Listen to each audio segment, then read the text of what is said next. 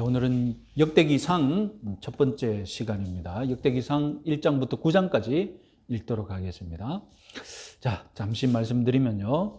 역대기상의 이름은 한번 보시면 히브리어로는 복잡합니다. 일일이 다 말할 것 없이 히브리어로는 그날들의 말씀들 이런 뜻이 됩니다. 그래서 당시에 사건들이 있었을 때 하나님이 하신 말씀들 아마 그런 뜻이 되겠죠. 이 히브리 성경을 헬라어로 번역한 것이 70인역이지 않습니까? 그래서 70인역은 이 역대기를 뭐라고 번역하느냐? 유대 왕들에 관하여 생략된 것이라고, 생략되었다라는 개념을 이 제목에서 도입했습니다. 생략되었다라고서 이들이 말하고 싶은 것은 무엇이냐? 사무엘 상하, 열왕기 상하에 없는 내용이 보니까 역대기에 있는 거예요. 그래서 역대기는 사무엘기, 열왕기에 없는 내용을 보충하는 책이다라고 이 제목이 지금 의미하고 싶은 것입니다. 심지어는 잡다한 기록이다 이렇게까지 이 역대기를 낮춰서 보았습니다. 조금 과장된 명칭이죠. 물론 열왕기와 사무엘기에 없는 내용이 있지만 그렇다고 해서 보충하는 책, 무슨 부록 같은 잡다한 기록 그 정도는 아닙니다. 올드 라틴 번역이라고 초대교회 때 유행했던 라틴어 역이 있거든요. 그 라틴어 역도 생략된 것들의 책이라 이렇게 번역이 되었습니다. 주후 5, 6세기에 번역된 이제 불가타, 오늘날까지 영향을 미치고 있는 라틴어 성경이죠. 이 불가타 성경은 뭐라고 했느냐?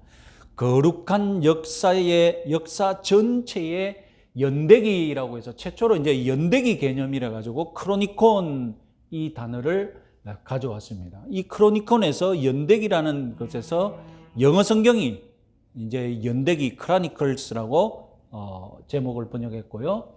여기에 우리 성경도 영향을 받아서 역대기라고 번역을 한 것입니다. 자, 제목에서 두 가지 의미가 있겠죠. 아까 말씀드렸듯이 생략된 내용이 들어갔다. 여러 열왕들의 역대기인데, 여러 열왕들의 연대기인데 그 연대기 중에 앞에서 언급되지 않은 내용들이 들어갔다는 것을 제목에서 알 수 있습니다. 자, 다음은 저작권에 대해서 알아보면 지은이와 저술 연대에 대해서 잠시 생각해보면요. 유대 전승에 의하면 에스라입니다. 그러나 오늘날 에스라라고 믿지는 않습니다. 과거에는 역대기 그리고 에스라, 느헤미야 아마 동일 저자였을 것이다 라고 생각했는데 요즘에는 역대기와 에스라, 느헤미야 저자는 구분되었다라고 주로 얘기되고 있습니다. 내용상 역대기의 내용이 주전 538년 고레스 왕이 칙령을 발표하는 것으로 끝나거든요. 그리고 그 기록을 실었으니 바벨론에서 유대 땅으로 기양한 이후에 어떤 사람이 이 내용을 적었다라고 당연히 생각할 수밖에 없죠. 그리고 역대기상 3장을 보면 스룹바벨의 가계를 두 세대에 걸쳐서 추적하고 있거든요. 이 모든 시간이 허락하는 때가 언제냐? 주전 500년경에 포로 생활에서 기양한 지 2세대 정도 된 유대인이다라고 이렇게 볼 수 있겠습니다. 저술 동기를 생각해 보면, 자, 기양 1세대가 갑자기 유대 땅으로 돌아오게 되었지 않습니까? 이 기양 1세대는 바벨론 땅에서 태어난 사람들이거든요. 바벨론에서 몇십 년 동안 살면서 거기서 태어난 사람들이지 않습니까? 그래서 유대 땅으로 돌아왔을 때에 그들은 무슨 생각으로, 어떤 마음으로 유대 땅에 돌아왔을까요? 기대감이었을까? 절망감이 많았을까? 아니면 유다 역사에 대하여서 자포자기하는 마음이었을까? 아니면 하나님께서 뭔가 새로운 인도하심으로 우리를 역사하실까? 희망 속에서 돌아왔을까? 이제 살아봤지 않습니까? 몇십 년간 한 세대 살아봤습니다. 그래서 귀양 2세대가 태어납니다. 자, 포로기 이후의 성경책들을 종합해 보면 성전과 예루살렘 성이 막 재건되었는데 이들이 성전과 예루살렘 성이 재건되는 것을 보고 와, 우리 유대민족이 크게 부흥하겠다 그런 희망을 발견했습니까? 아니거든요. 성전은 너무 조잡하게 너무 초라하게 복원되었고 성벽 재건하는 공사는 방해하는 사람들이 많고 제대로 진척되지도 않고 그래서 선지자들이 과거에 말한 그 큰 영광, 그 영광은커녕 다윗이 세웠던 그 영광 회복할 가능성 별로 없지 않느냐? 이런 실망감이 기이한 1세대, 2세대에 팽배해졌습니다. 그리고 궁극적으로는 하나님께서 과연 우리 유대민족에게 관심을 가지고 계신가? 그런 민족적인 의문이 막 들기도 했겠죠. 이렇게 힘들고 정말로 의심 가득한 귀향 세대, 바벨론으로부터 귀향한 이 세대를 향하여서 쓴 책이 바로 역대기입니다. 그래서 역대기 신학은 어떻게 되느냐? 역대기가 열왕기와 다른 것이 무엇이냐? 첫 번째, 성전을 강조합니다. 이들은 바벨론 땅에서 태어났지 않습니까? 바벨론 땅에서 태어난 세대들이거든요. 그러니까 다윗 계열의 왕을 한 번도 통치를 받아본 적이 없는 사람들이지 않습니까? 그래서 이 역대기 저자는 남유다 왕국의 다윗 계열의 왕만 관심을 가지고 너희들이 이 역사를 알아야 된다라고 강조를 합니다. 하나님께서 다윗을 통해 여호와의 성전을 지었다는 사실, 그것을 주목하고 있습니다. 그래서 역대기의 내용도 주로 성전 건축 준비, 다윗이 성전 건축을 준비하고 솔로몬이 성전을 지었던 것, 그 내용을 다른 어떤 성경보다도 많이 강조하고 지면을 할애하고 있습니다. 그래서 다윗은 성전 건축을 위해 모든 것을 준비했고 솔로몬은 그저 잘 실행한 왕이었다는 것을 밝히고 있습니다. 그리고 율법과 선지서에 대한 관심이 많습니다. 공동체의 안전, 이 부활한 이 유대 왕국이 잘 살 수 있는 길은 무엇이냐? 다름 아니라 율법을 잘 지키고 선지자의 말에 귀를 기울이면 조상의 실패를 반복하지 않는다라고 이 역사책이 강조해야 될 것 아닙니까? 그래서 역대기는 사무엘기, 열왕기보다도 더 많이 선지자의 말을 강조하는 그런 역사책이기도 합니다. 마지막으로 다소 다윗과 솔로몬 왕권을 미화하고 있습니다. 그 역사에 대해서는 다음 시간에 좀 더 자세히 말씀드리겠습니다.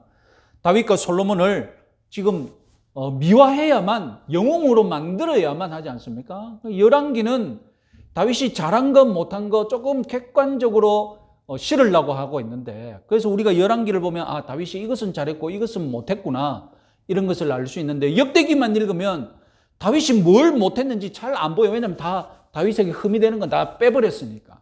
그런 면에서 다윗 왕권과 솔로몬 왕권을 미화하고 있는 그런 점도 있다는 것을 우리가 미리 알아야 되겠습니다. 자, 역대기를 4단락으로 나눌 때 이렇게 나눕니다. 역대상 1장부터 9장까지 아담에서 사울까지의 내용이고, 역대상 20장부터 29장까지는 다윗과 성전 건축을 준비하는 내용입니다. 그리고 역대하 1장부터 9장은 솔로몬이 성전을 어떻게 건축했는지, 그리고 역대하 10장부터 36장까지는 르호보암부터 시드기야, 유대 왕국이 망할 때까지의 내용을 하고 있습니다. 오늘은 역대상 1장에서 9장까지 읽도록 하겠습니다.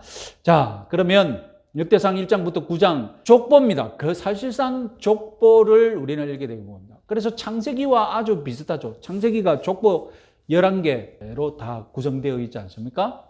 창세기와 비슷한데 이 역대기의 족보는 인류의 기원 아담에서 출발하여서 이스라엘의 기향에 대해서 약속하는 내용으로 끝납니다.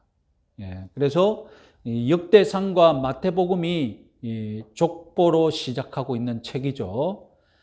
그런데 마태복음과는 조금 다르죠.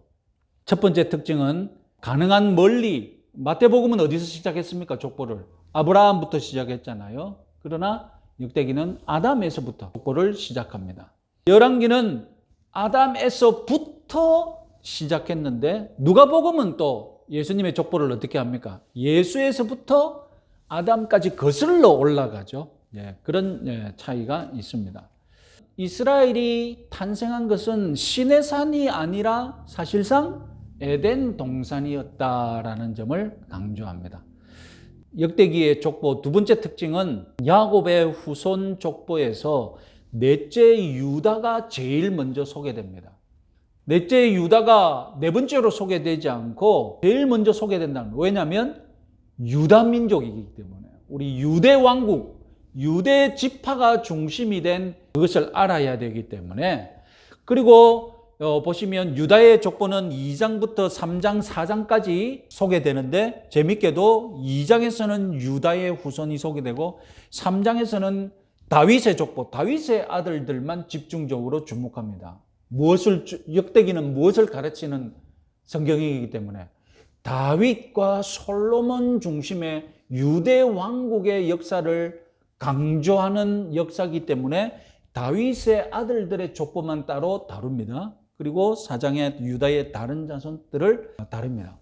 그리고 또 재밌게도 3장 다윗의 아들들을 소개하는데 19명의 아들들을 소개하는데 솔로몬을 딱 중간에 10번째 아들로 소개합니다. 솔로몬이 한 중심에 있다. 그리고 10이라는 완전수를 차지하도록 소개하고 있습니다. 지파 순서를 보시면 2장부터 3장까지는 유다 지파, 시몬 지파, 시몬이 사실상 유다에 흡수됐지 않습니까? 5장에서는 루벤, 갓, 므낫세, 6장에서는 레위, 7장에서는 저렇게 한꺼번에, 다음에 8장에서는 이렇게 했는데, 자, 위치가 특별히 유다가 제일 먼저 나오고 가운데 짝은 또 누굽니까? 가운데 짝은 레위거든요. 아까 말씀드렸지 역대기는 유대 민족이 하나님으로부터 보호받고 부흥할 수 있는 방법이 뭐라고 했습니까? 율법을 잘 지키고 선지자의 말에 귀를 기울이는 것이라고 했지 않습니까? 그래서 레위 지파를 한가운데 두고 소개하고 있는 이런 특징이 있습니다. 그리고 마지막에 특징 세 번째, 베냐민 지파가 7장, 8장 두 번에 걸쳐서 소개되는데 이 기록에서 의미심장한 것이 사무엘 상에서는 사울을 기브아의 사울이라고 해가지고 이스라엘에 속해 있는 기브아의 사울이라고 했는데 역대기에선 기브온의 사울이라고 소개한다는 것입니다. 그래서 사마 21장 2절을 보시면 기브온 사람은 이스라엘 족속이 아니요 그들은 아모리 사람 중에서 남은 자라 되어 있거든요. 그러니까 역대기에서 사울은 유대 출신 베냐민 지파가 아닌 꼴이 되어버린 거예요. 역대기 저자는 사울의 출생을 의심하고 있다. 이렇게 해서 그는 사울을 기브온의 사울이라고 소개하고 있다는 점. 자, 마지막 특징은 9장 포로 기항 이후에 정착민들의 족보가 나온다는 것입니다. 자, 연대기 순으로 하자면 역대기상 9장의 이 정착민들의 족보는 역대하 36장 뒤에 이제 너희들 돌아가라. 바벨론에서 예루살렘으로 돌아가라. 기한령이 내려지고 기한령에 따라서 귀향한 사람들의 족보가 36장 이후로 쓰여지는 게 연대기 순에 맞는데 뚝 잘라서 갑자기 역대상 9장 위치에 집어넣었단 말입니다. 이것은 아마도 기향의 역사를 서둘러 소개하고 싶었기 때문일 것이다 라고 보고 있습니다.